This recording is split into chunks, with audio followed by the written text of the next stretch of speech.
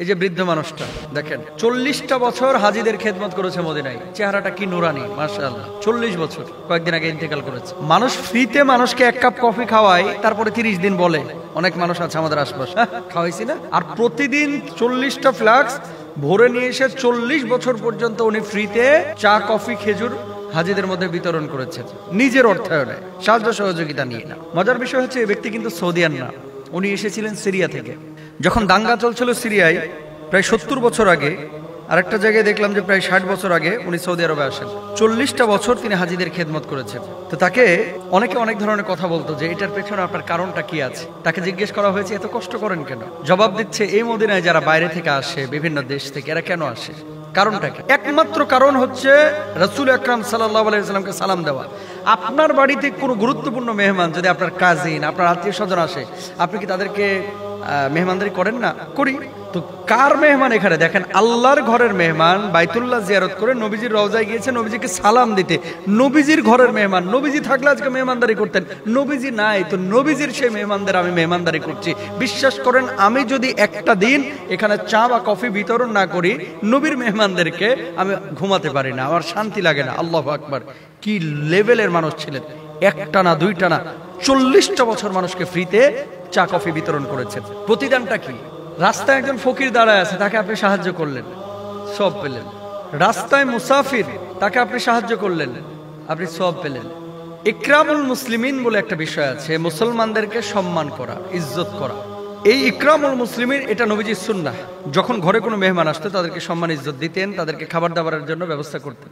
এই লোকটি যতজন হাজীকে চা কফি এই 40 বছরে পান করিয়েছে, আপনাদের কি মনে হয় একজন হাজিরও কি হজ কবুল হয় নাই? আমি তো বিশ্বাসী যে অধিকাংশ হাজিরই হজ কবুল হয়েছে।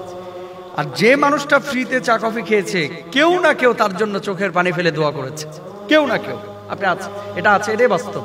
তো যে মানুষটা 40 বছরে কাজ করলো, কেউ যদি তার জন্য চোখের পানি ফেলে দোয়া করে, তাহলে তো আল্লাহ তাআলা তাকে মাফ করবেন। আর আল্লাহর হাবিব সাল্লাল্লাহু আলাইহি ওয়াসাল্লামের কাছে যে জিনিসগুলো প্রিয় ছিল, এর মধ্যে ছিল স্ত্রী, এর মধ্যে ছিল সুগন্ধি, এর মধ্যে ছিল হচ্ছে মানুষকে খাবার খাওয়ানো।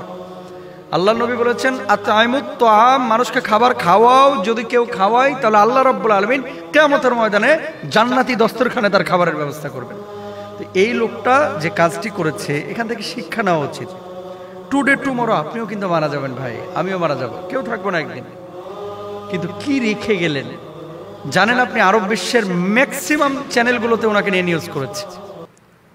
3-4 দিন আগে যে মারা গিয়েছে, অধিকাংশ আরব বিশ্বের বড় বড় নিউজ পোর্টালগুলো ওনাকে নিয়ে নিউজ করেছে। 4টিখানি কথা না। এত বড় একজন মানুষ যিনি আল্লাহর ডাকে সাড়া দিয়েছে, আমরা দোয়া করি আল্লাহ তাআলা তাকে জান্নাতুল ফিরদাউসের মেহমান বানান।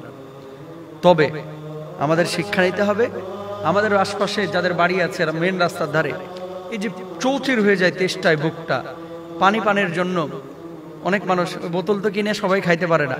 ঢাকার ভিতরে হোক, উত্তরার ভিতরে হোক, গ্রামগঞ্জে হোক, আপনার বাড়িটা রাস্তার ধারে, উনি খেজুর আর কফি বিতরণ করেছে 40 বছর। আপনি অন্তত 6টা মাস পানি বিতরণ করেন। বলবেন হুজুর দাঁড়ায় থাকার এত সময় আছে?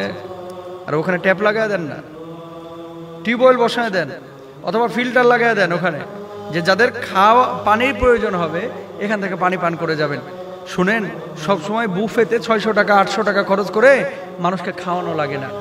প্রচন্ড তেষ্টায় এই চৈত্র মাসে, বৈশাখ মাসে 1 গ্লাস ঠান্ডা পানি দিয়েও মানুষের অন্তর জয় করা যায়। খেয়াল করবো। আল্লাহ তাআলা আমাদের তৌফিক দান করুন।